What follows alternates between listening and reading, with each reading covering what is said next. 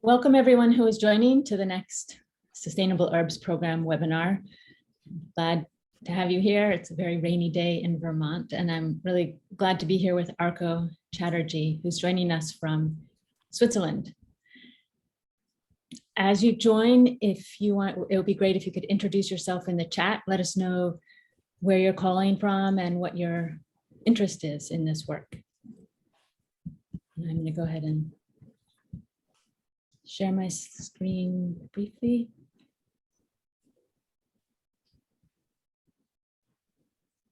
So as I said, we're here with Arko Chatterjee, and he'll be speaking about his work in India, working with smallholder farms and agroforestry. And he's just returned from India, and I'm really looking forward to hearing more about what's happening there. And next week we have another webinar, which I'm also really looking forward to. And this will be talking about the specific challenges and opportunities of mapping carbon, especially in scope 3, the scope 3 carbon mapping for the botanical sector. And that'll be with Jane Franch from Numi Tea and Kaylin Atkins-Irby from Planet Forward.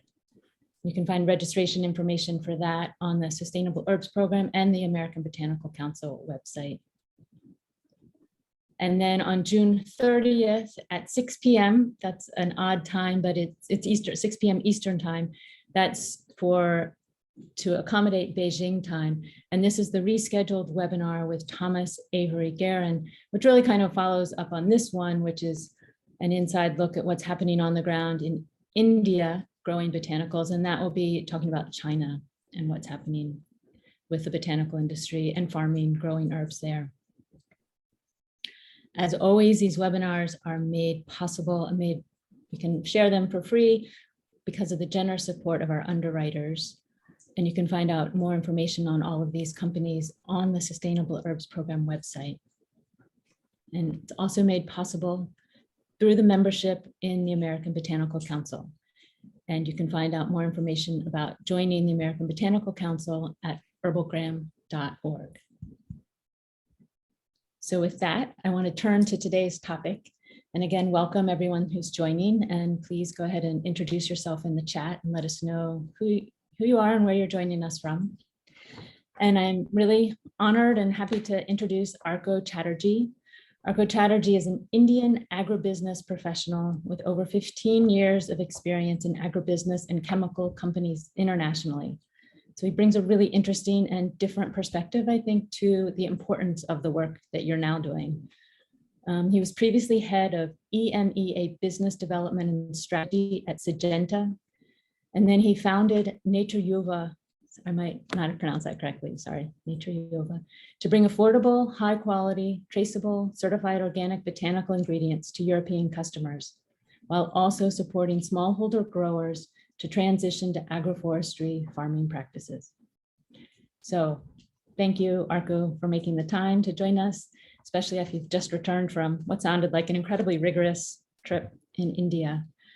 Maybe to start, I wondered if you could just talk some about your background in this work. Thank you, Anne, and everyone in the American Botanical Council and the Sustainable Herbs Program. To have me here and have this conversation and this honor of conversing with all of you.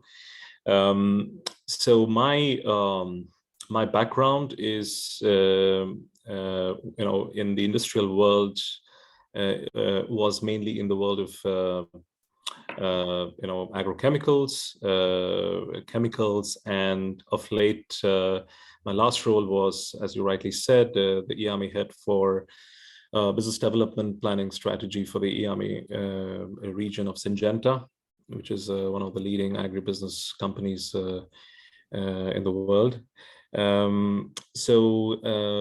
The link between Syngenta and NaturYuva journey was quite interesting, and there's a lot of agronomic centric expertise, scientific documentation, and many other exposure to the world of botanicals in the Syngenta world. There's a tremendous business in Syngenta, which is Syngenta Flowers, which deals with a lot of flower genetics, about over 10,000 varieties sold globally, and innovation there. So there's a lot of rich experience I had in this field, and which allowed me to foresee where are the gaps in the industry and what can be done to plug those gaps, founding NaturYuva. So it was a very good experience I had, but it was also important to understand the industry, speak to the end customers, and figure out what are the key pain points for the industry and for the entire supply chain. And what did you find? What were those gaps and what were the pain points? Well, the first key gap in the industry is the whole agribusiness sector is focused on the key commodity crops globally, rather than these niche medicinal and aromatic plants, which actually serve a huge industry over, as we know, over $100 billion of ingredients that is sourced from these plants, and none of them were strategically focused to ensure that germplasm of these precious plants are conserved sustainably, or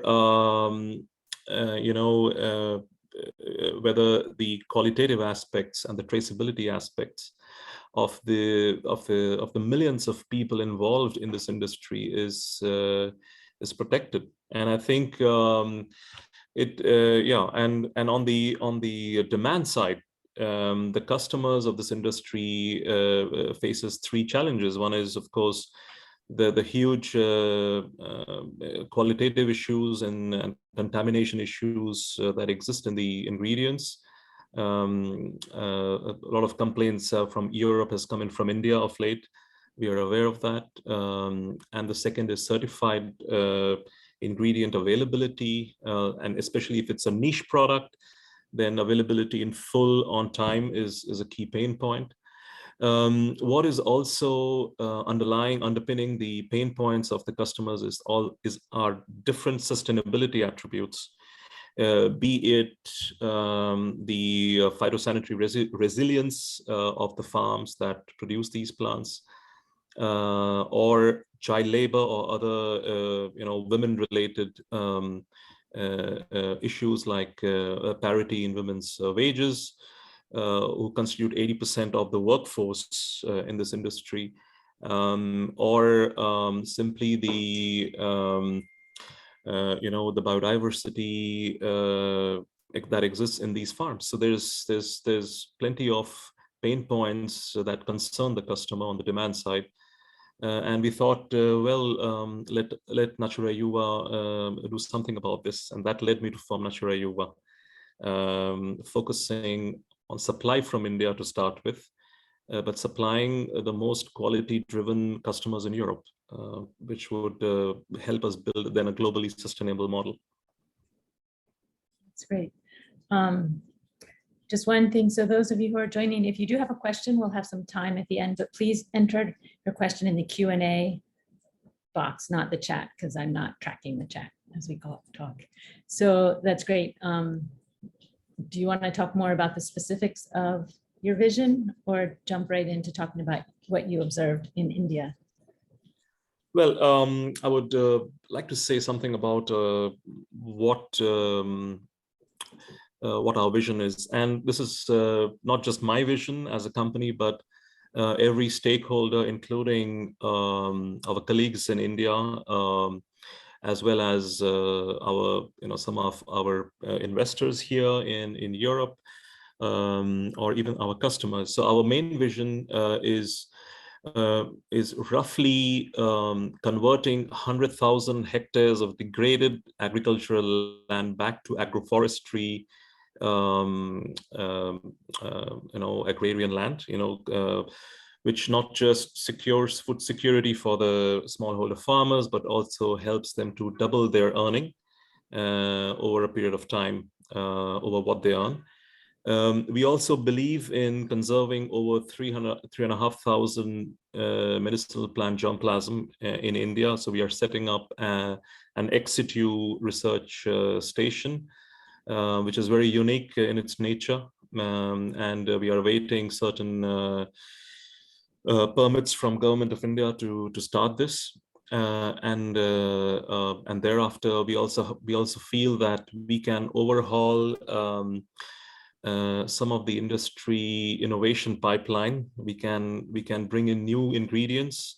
We want to bring at least 50 new novel ingredients in the market in the next 10 to 15 years.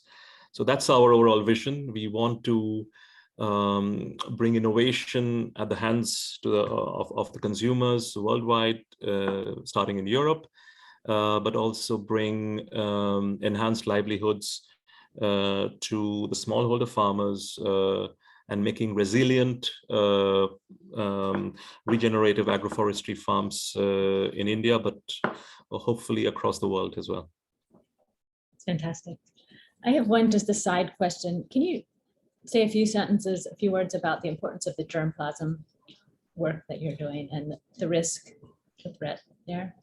Yeah, so I think because of climate change and a lot of plundering of forest resources, I would say this is a global problem, not just in India, but more so in India.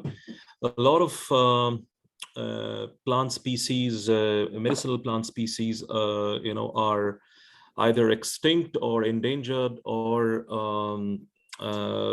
it's not available in the right quality. And so it is important to bring the germplasm, of course, working with the Government of India initiatives into cultivation, for instance, and before that, conserving them and multiplying them so that the seeds or the starter materials, as it may be, is available for the farmers to multiply and conserve. Because I would say a lot of so-called traditional ingredients in India, a lot of medicinal plant species are not simply available anymore. So we have to find the germplasm somehow, conserve them, and multiply them and bring them into practical use, so that we can preserve these valuable plant resources with us for generations to come. Great, thank you. So that's a huge vision and very inspiring. How have you gone about beginning to tackle it, implement it? Well, right now we are in the process of identifying the species which we need to conserve, and we have a comprehensive list of these species, of course, starting in India, and we of course have one of our unique colleagues, scientist who will spearhead this program for us. He's already on board with us, and we are now trying to identify the right location somewhere in the vicinity of South India, hopefully at a place where the western and eastern Ghats in India converge, where a lot of biodiversity exists. So we are looking at a site selection process right now, and it was part of my agenda in India last month to find the right location. And then we have also initiated certain discussions with the Government of India institutes, and we hope to work in collaboration also with the forest departments, because they are one of the most unique partners in this program. So we believe we have all the resources organized. Yes, we do need some investments, so that will come for sure, and we believe we will get them. I'm confident of that. because everybody I meet is highly inspired and motivated by our endeavor. So this is something I would like to dedicate my life and rest of my life to. And I believe all my colleagues who have joined our company is motivated towards this. So we have a committed group of employees, a committed group of investors, and a committed group of even customers who are waiting for what we can bring to this industry going forward. And was what you were just talking about, is that also how you're beginning working with the 100,000 acres of degraded forest land and working with smallholder farmers, or is that? Yeah, well, we are also a business, so we need to get started. So at the moment, we are engaging with certain smallholder farming groups who want to migrate from either conventional monoculture to polyculture agroforestry. So we take these farmers on board. We have certain groups of farmers who are already on this journey and also would like to join this journey. And we have already started growing certain medicinal plants with them. We have demand for these crops within certain customer groups in Europe. And this year we will start our commercial revenue at a sizable scale this year, and connecting, so that's the beginning of our vision to connect these smallholder farmers to the customers through our platform, our vertically integrated platform. And I think this is the start, and we would like to build on this pipeline. There is incessant inquiries that are coming in more, and also thanks to this seminar, we do have more customers who now know about us. And we have, let's say, we have enough projects to work on already. So, and we would like to keep our promise and deliver these high quality ingredients to the customers as we have promised them. Working with the select group of smallholder farmers we already have in our network, and continue to grow and bring more and more farmers into this fold.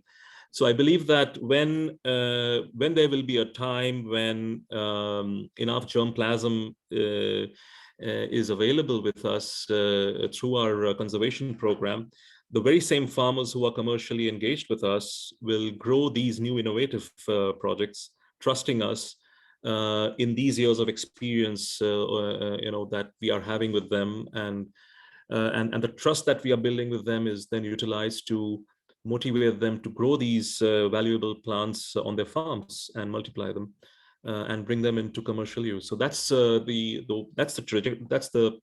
trajectory we are working on, and it's laying one brick after the other through our team who are working day and night to make this happen. So you've just been in India, and can you talk about both the purpose of your trip and what you did, and then what you observed and found? Well, thank you.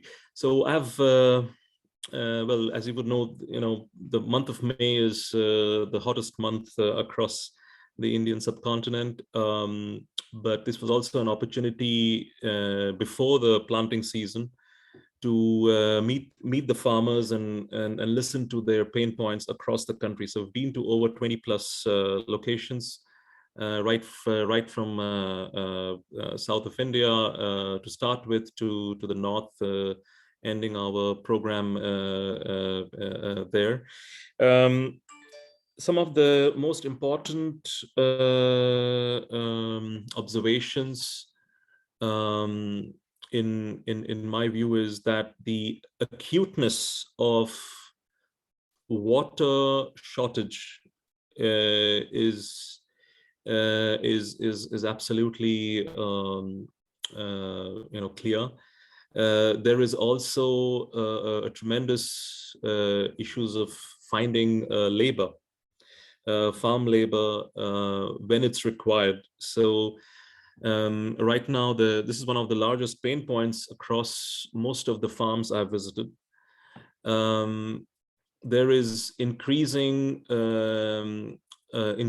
need to bring wage parity of women farm workers, and assuring them of jobs. And of course, the government of India has several initiatives to give them certain wage surety. But the synchronization of labor availability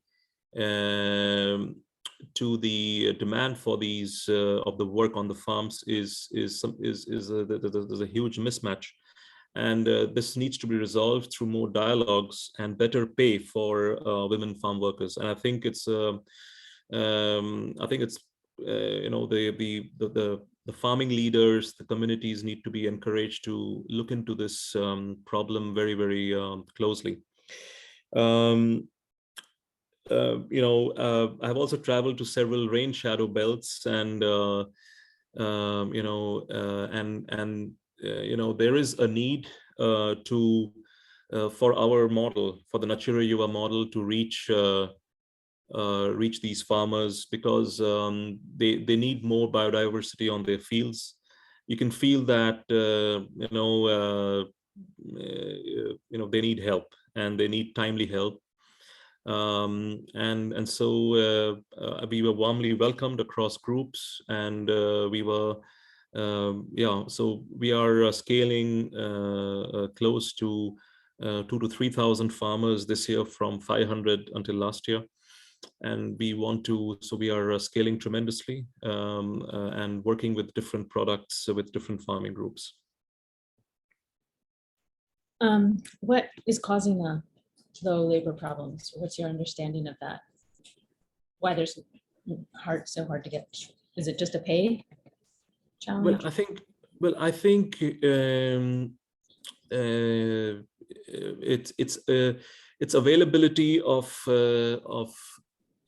labor when it's really needed, and mind you, sometimes a couple of weeks of delay of harvest does cause damage to certain crops, and so I think labor per se is available, but somehow they are not available when there is a core, where there is a core need. So there needs to be better dialogues between the farming community and the labor communities, and more synchronization is somewhere required. And I think there is also a need to address the pay of the laborers. Of course, the farmers feel that the labor costs are going up tremendously, and it's quite backbreaking work. Imagine it's 50 degrees centigrade and 70% humidity or 80% humidity on the fields, and towards the end of May, and the backbreaking work that they do is not valued. So and I believe NaturYuva, with certain ag technologies, would be able to somewhat make the pains of the farm workers easier. But clearly we need to address the skill gap in this sector, and ensure that a lot of respect is brought to the sector of agriculture and the work that the farm workers do on the field. So the whole section needs a step up in terms of understanding the pain points of each other, and I think it's doable. It's not that it's the gap cannot be met, but farmers should not just think about saving money. They should think about how they utilize the resources they have to get better quality yields and produce that will fetch them a better price. So I think a bit of short-sightedness is coming in the way, but I think dialogues are necessary, and we facilitate that through NaturYuva. Can you, so when you're talking about farmers, I imagine it's a range of size, and that some are quite small and use their own labor, and some are, can you just paint a picture of who the the size of the farmers that you're working with? Yeah, we work with, okay, let me say it that way. Our preference of the targeted farming groups are the tribal farmers, to be very honest, who do all the work on their farm themselves. And rather than the, usually between having half an hectare or even less to 1, 2, 3 hectare or 1, 2 acres of land even. These are the farmers who, and if it's tribal farmers, there is a tremendous knowledge about food security, about polycultures, and so with this we get to learn a lot from their knowledge and document them. So we would like more and more farmers in this targeted farming communities, which where we get to learn a lot and preserve the knowledge that they have. However, we are also very open to work with progressive so-called well-to-do farmers having higher landhold sizes, provided they understand our values and agree to embark on our journey of polyculture agroforestry, and along with the other values of wage parity over a period of time for women workers, and preserving biodiversity, and and other values that we have within NaturYuva. And we do have such certain farmers in this category as well. I want to talk in a sec about the agroforestry practices, but there is a question here from Ed Fletcher that's on this topic, so I'll ask it now. And he asks, how do you assure equity from farmer to farmer? Because each farm grower has different needs. And what is the advantage for farmers to work with you? Well, great question. So I think the advantages of working with us is, first of all, we build certain farm gate infrastructure, like it could be as simple as giving them packaging materials to building small warehouses.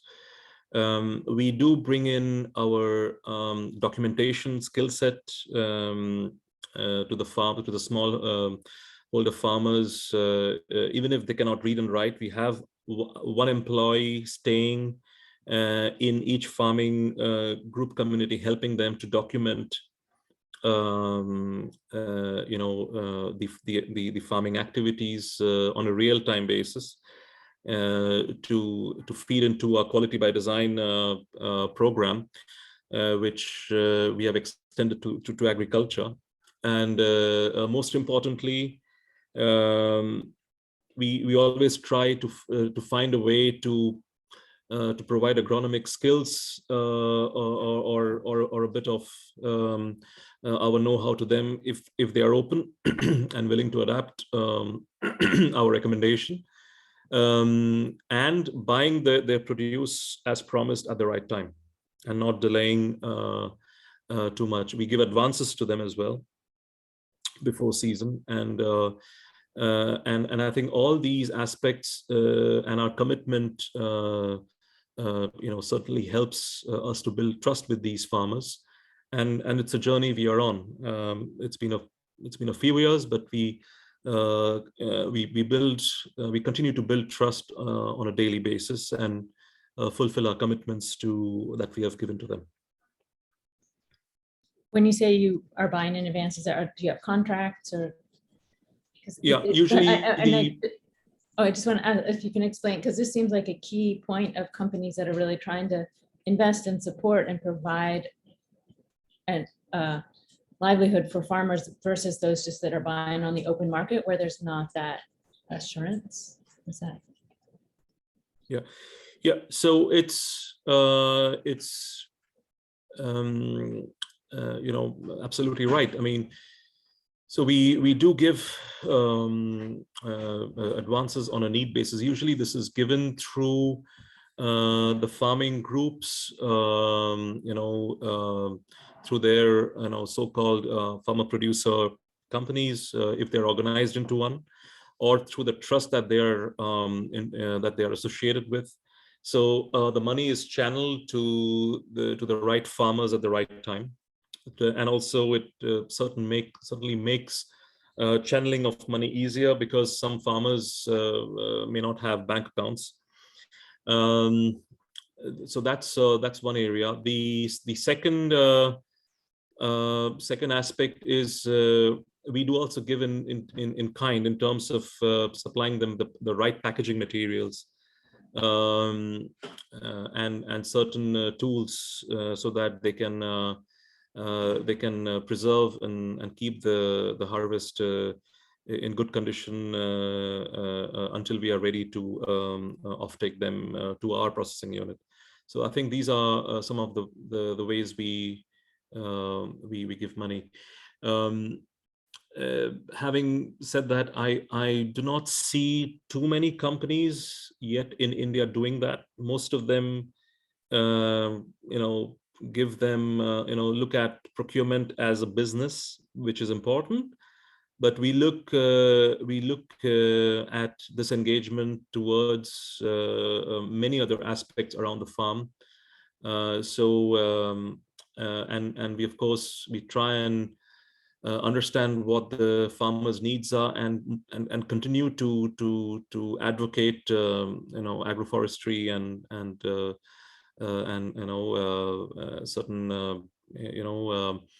organic input knowledge and so on, that we try to provide to them. But we try to ensure they are receptive towards also our needs and our values. Yeah, a few farmers deviate here and there, but most of them do adhere to what we request them to do. Obviously, we could keep talking about that for hours, but I want to now really give you a chance to talk about the agroforestry focus and the challenges there and how you're addressing them. Yeah. So just for the viewers who are not familiar with agroforestry, especially in India, so of course it's a subset of the whole regenerative agriculture that everyone is talking about today. In our definition, this exists. Agroforestry is not new in India. It used to be practiced for thousands, if not hundreds of years. What is happening? What we are advocating is we are trying that the farmers not just migrate towards organic farming, which is absolutely not using any artificial chemical fertilizers or pesticides, but there exists a lot of modern technology and modern biological inputs besides the traditional inputs. And we believe, depending on the needs of the farmer, depending on their soil condition, the atmospheric conditions and so on, they can make use of the technology to enhance the overall biodiversity preservation on their farm, and not just their farm, the entire surrounding areas and their neighbors as well. It doesn't help if there is one agroforestry farmer in the middle of many farmers that indulge in excess use of fertilizers, chemical fertilizers, and pesticides. Identifying the group of farmers and their propensity towards traditional organic farming is what we try to assess and motivate them towards.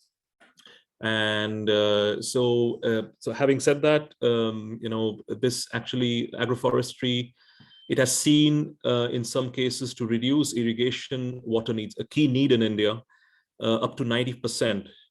And if we are able to further integrate ag technologies like certain irrigation technologies, which further reduce irrigation water, we can bring it further down.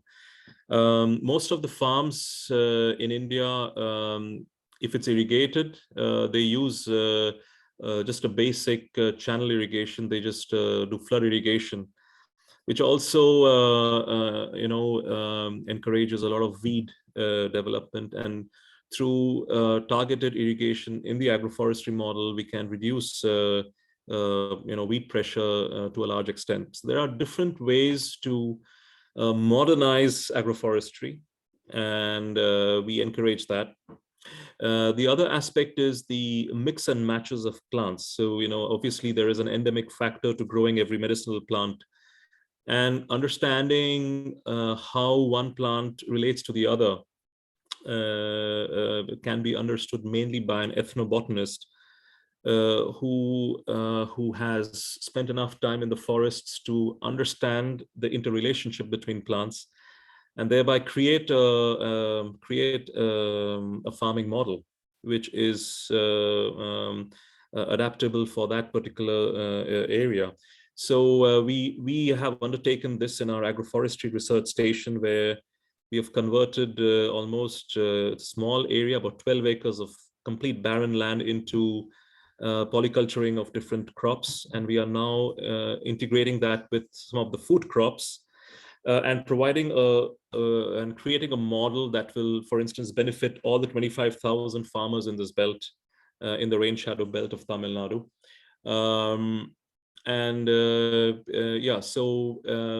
So for us, agroforestry is a continuous journey. It's a never-ending quest to document things, document the agronomic practice, but also ensuring all the right adaptations are made, so that ultimately the quality of produce in each of the plants that is growing together is maximized.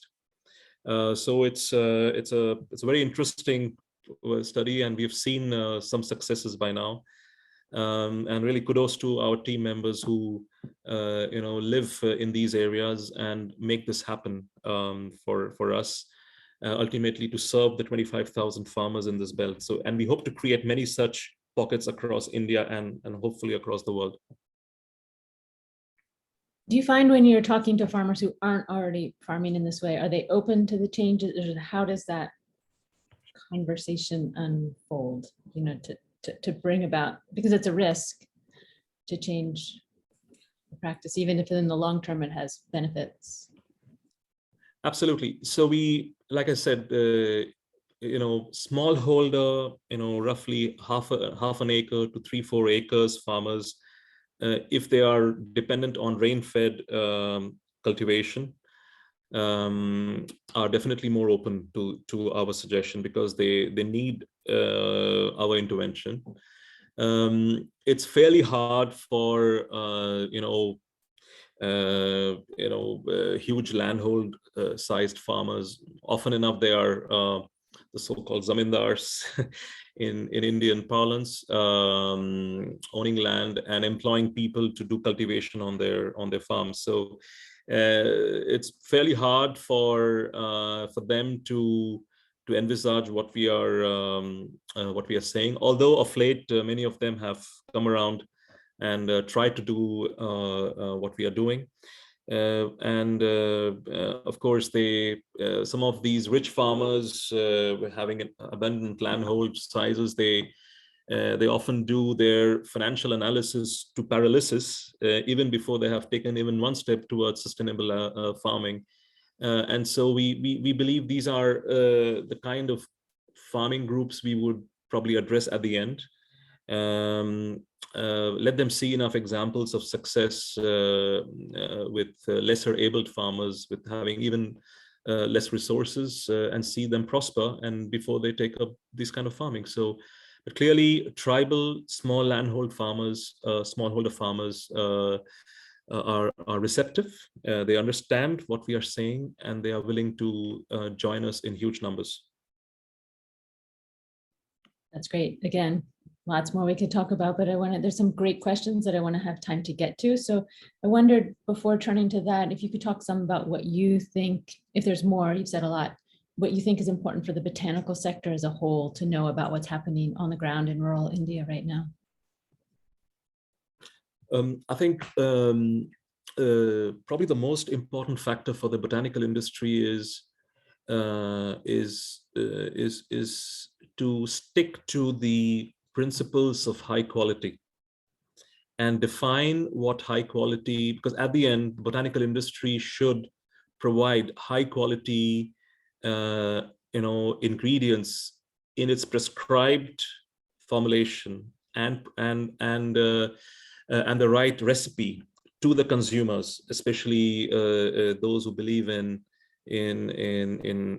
Ayurveda or Siddha form of, or even Amchi forms of traditional medicine in India. Often enough, the quality factors are not highlighted because it's hard to get high quality herbs all the time. So my request to the botanical sector worldwide is to not let go of the quality factors, and support farmers and farming communities that understand traditional way of cultivating these herbs, and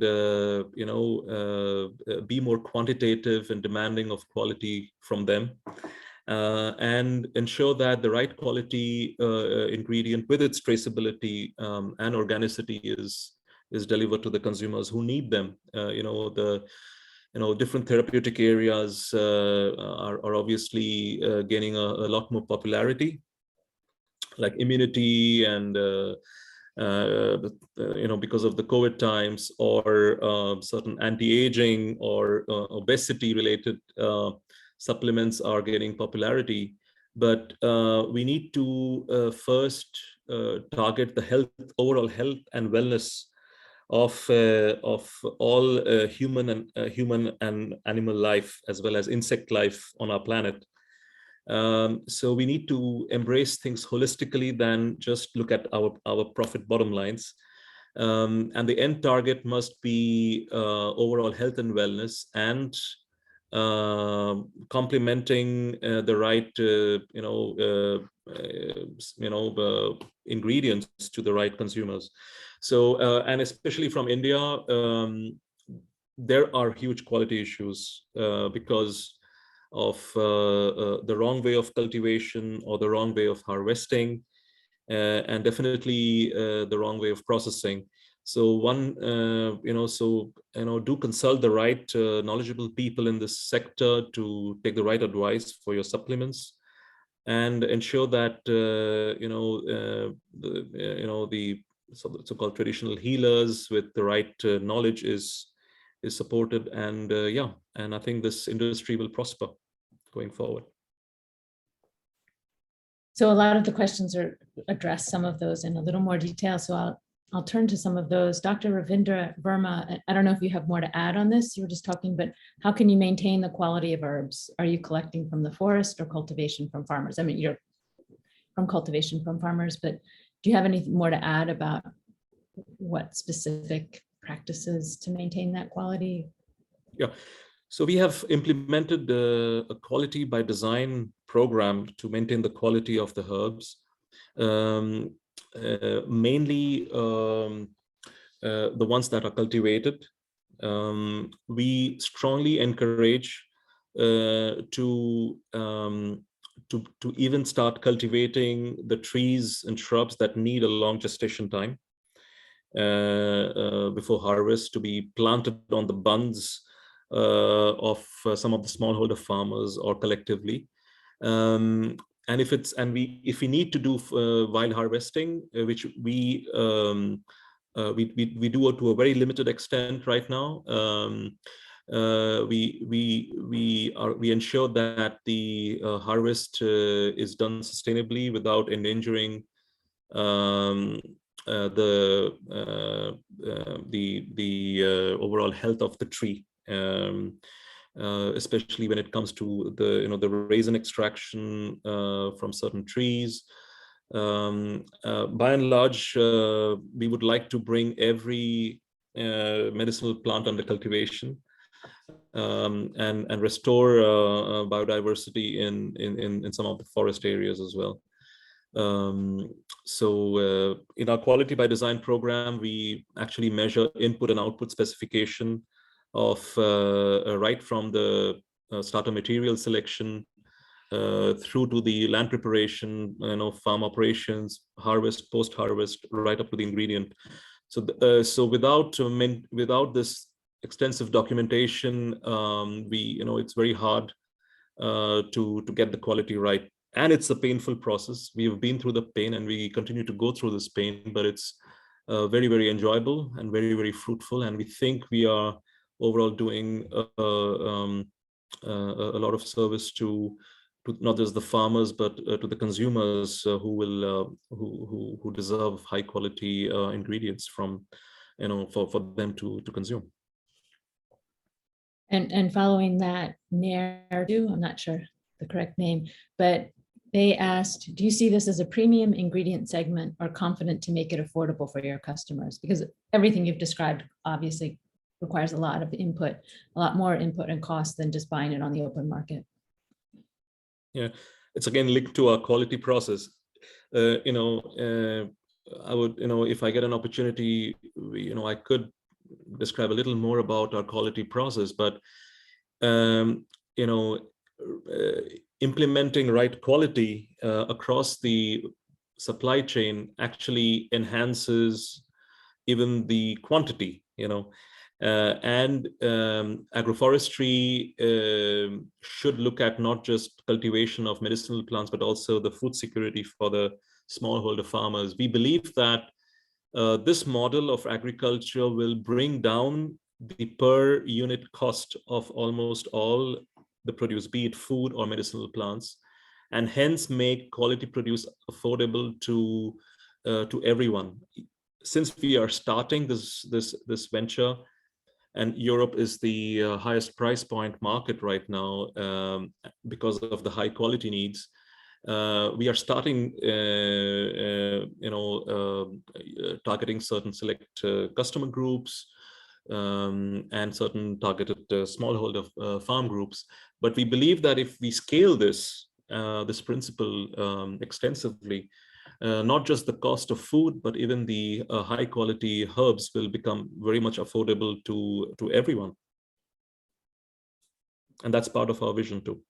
Mm-hmm. That's a great model. Look forward to seeing how it unfolds. This is a slightly different question by Vineeth Raj. And it's something I've heard about a lot too, and I'm curious your thoughts. What are the measures you are taking to reduce the cross sale of the raw material by the contract farmers? Because when there is demand for a particular raw material, there are a lot of middle agents who will come into the picture and they procure the material at more than the price you offered. How are these malpractices legally addressed? Yeah, if you are able to let a petty middleman come in the way of our farmer engagement, obviously our engagement is not going in the right direction. Often, we understand that some of the smallholder farmers, they need money desperately after harvest, and a few of them would do some cross-selling here and there, but we hope and believe that most of the majority of the farmers with whom we engage will sell us the produce at the right price point. And often enough, we do enough homework to know what price the middleman pays, and we ensure that we are definitely paying them higher. The other aspect of NaturYuva engagement, as I said, is we have an employee, our own employee, staying with the farming community and meeting them on a daily basis. A middleman only comes at the time of harvest. So if we fail, to not offtake the material at a higher price point from the same farmers we engage with in this model, then it would not it would not work, because but yeah, some farmers do sell off in the mandi or in the market, or to some of the petty middlemen, but you can't help that. That is bound to happen. We have to see if the majority of the farmers sell to us, and if that's the case, I would sleep at night as well. Yeah. It's an interesting challenge, right? Because in part, if you're not doing your work right, so to develop those relationships as you're talking about doing, and then really investing in the long-term unfolding of that. Yeah, and having said that, I'm not against the middlemen. I just hope that the middlemen joins forces with us to do more good for the smallholder community. We don't want to isolate them and not to make them earn their livelihood, but they have to find other ways to make their livelihood, probably earning even more money than they have doing their petty trade with and exploiting of the smallholder farmers. But by and large, we believe that our model, working directly with the farming community, helps us handle the middlemen. And by the way, some of the middlemen would also be needed, because we will not buy all the produce that everything that our farmer produces. They have to sell something to. They keep some food for themselves, for some as fodder, and some they would have to sell it to the local market, and the middlemen would be required for the other produce. But for our targeted produce that we would like to buy from the smallholder farmers under a contract, with our kind of engagement, I still don't foresee that we will, by and large, maybe there'll be one or two exceptions, but by and large, I believe we will succeed in this. Here's a question from Kim, taking a turn, but is climate change affecting where you are looking, what's happening on the ground? For instance, in the US, wine grapes that used to grow in California are now being grown much further north in Oregon.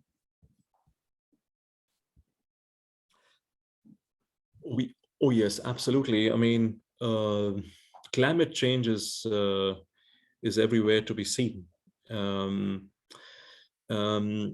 And erratic rainfalls is some of the biggest challenges the farmers face, and erratic weather changes. So I think the endeavor to make a resilient farming model is of real need. And certain enhancements in land preparation, in the selection of the the individual plant species in the agroforestry model does help mitigate this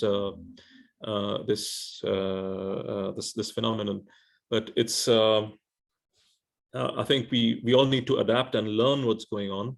But just my recommendation is, if we really look into the data of what actually has changed on the ground, I think all climate change related changes, which is basically man-made, can be reversed. But I think we have to bring back more traditional form of regenerative agriculture, and this is probably one way of mitigating this risk, and taking care of the soil as well, largely the degradation of the agrarian land, especially in my home country India, is due to unscientific use of fertilizers and chemicals on their farms, and which I believe are not needed anymore. So I think we have to bring back traditional ways of agriculture back into mainstream agriculture. Yes, and we will face some resistance, but this is probably the only way of tackling climate change at a farmholder level. Well, just one thing, there's a lot more questions that we're coming to the end of the hour. I'm sorry that we won't have time to ask them, but I wanted to follow on this last comment. And you were just in India with your 2-year-old daughter, showing her to the farms, and a daughter, I think it was. And I'm curious, for you personally, what is at stake and why is this work so important? It's a really big and inspiring vision, and it's a lot. So I wonder what insight. To take my 2-year-old daughter, who was born in Switzerland, and going to India for the first time, to expose her to excess heat and humidity across all the farming field, is basically to, of course, to introduce her. She's too young. I mean, maybe she will not remember most of what she has seen, but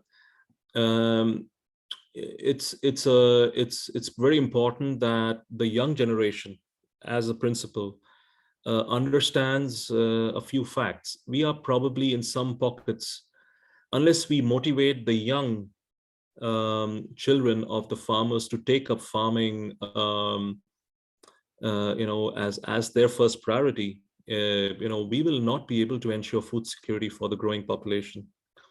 And so through this, by taking our daughter and taking on considerable more pains during our trip, the message I wanted to give to our colleagues, but also to ourselves, and to walk the talk, is that we want the younger generation to take up agriculture as the primary and the most motivating form of profession, and make it as attractive as doing a job in a multinational or in an international consulting company and earning the big bucks.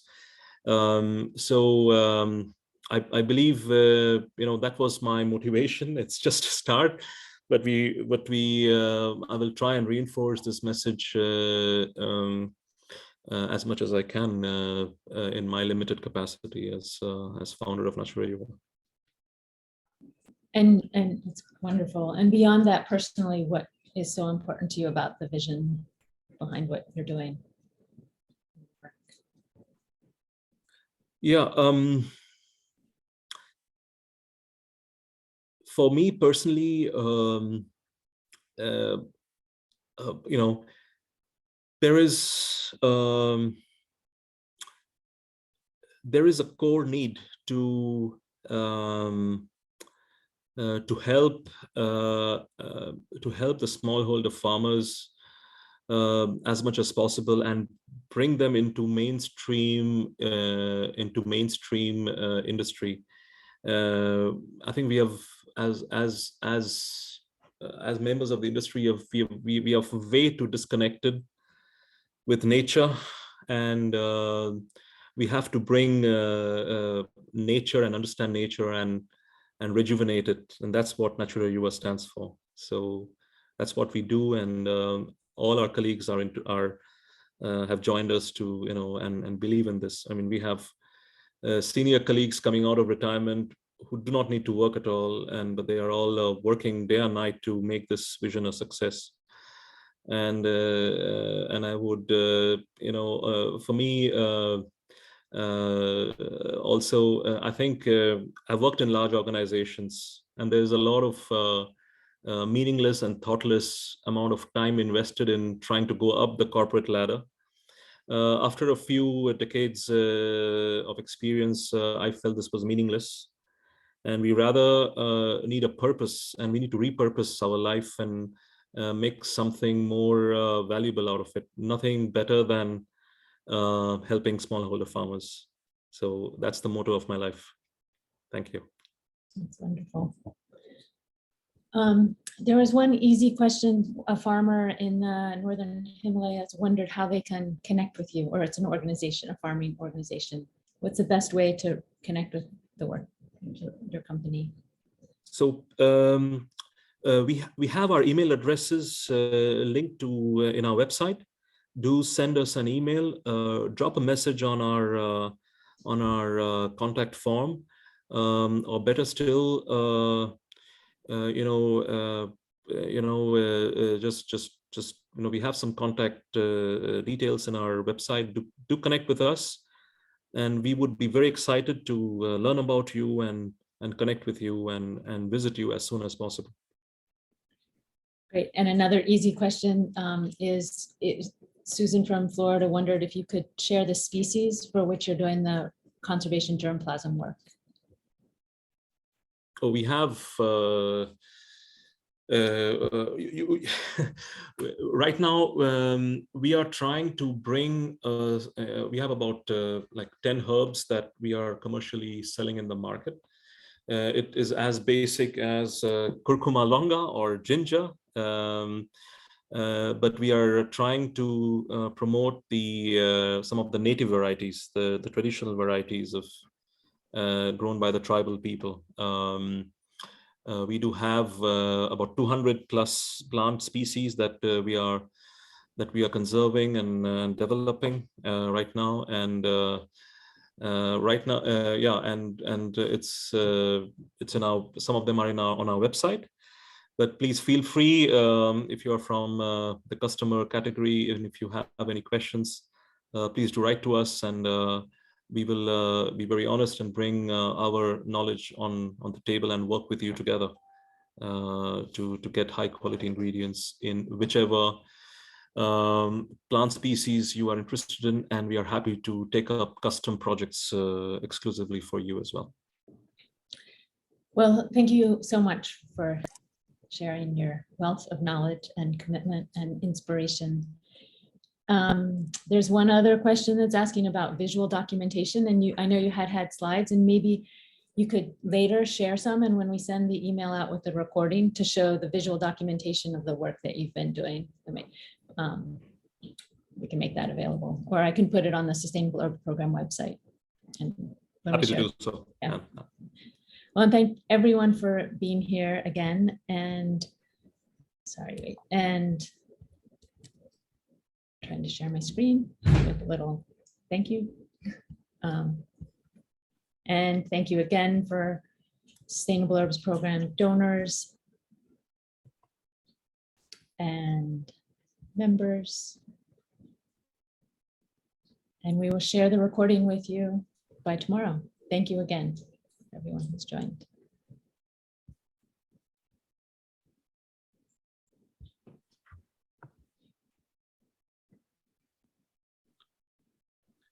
Thank you to all, and thank you, Anne, for the opportunity. Thank you.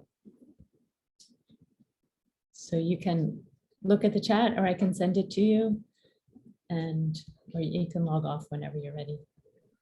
Thanks so much.